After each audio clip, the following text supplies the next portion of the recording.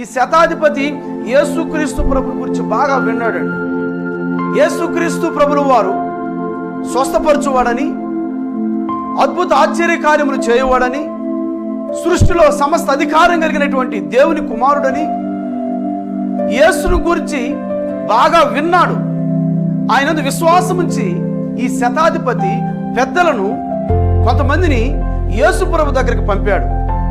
ఈ శతాధిపతి యొక్క ప్రియమైనటువంటి దాసుడు వ్యాధితో సావసిద్ధమైనప్పుడు అతను బాగు చేయమని, అతను స్వస్థపరచవలనని, ఈ కార్యం యేసుక్రీస్తు ప్రభు ద్వారా జరుగుతుందని అతని ప్రగాఢ విశ్వాసం.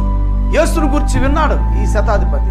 ప్రియ సహోదరి సహోదరుడా, నువ్వు ఒక నాయకుడు అయితే, ఒక అధికారి అయితే, ఒక డిపార్ట్మెంట్లో పనిచేస్తున్నట్లయితే, లేదా ఒక రాజకీయ నాయకుడు అయితే, సమాజంలో ఒక ఉన్నత స్థితి కలిగి ఉన్నట్లయితే, నీ కింద కొంతమంది మనుషులు పనిచేస్తున్నట్లయితే ప్రభు నీతో మాట్లాడుతున్నాడు.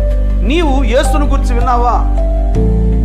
ఈ శతాధిపతి యేసుక్రీస్తు ప్రభు గురించి విన్నాడు. యేసుక్రీస్తు ప్రభు ఎవరో నువ్వు తెలుసుకున్నావా?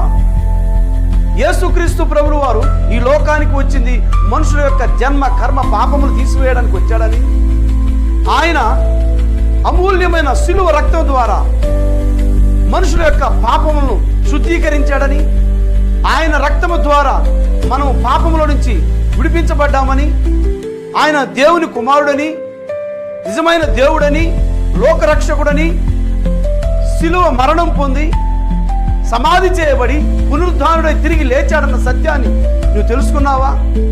ఇంకా నువ్వు యేసుక్రీస్తు ప్రభువును తెలుసుకోపోనట్లయితే ఇది నీకు అనుకూలమైన సమయం.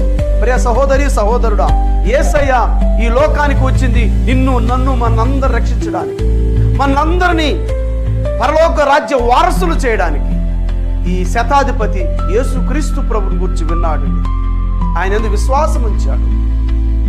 యేసయ్య అయితే నా ప్రియాతిపరమైనటువంటి దాసుడు చావు సిద్ధమై ఉన్నాడు, యేసయ్య మాత్రమే స్వస్థపరచగలడని అతడు విశ్వసించాడు.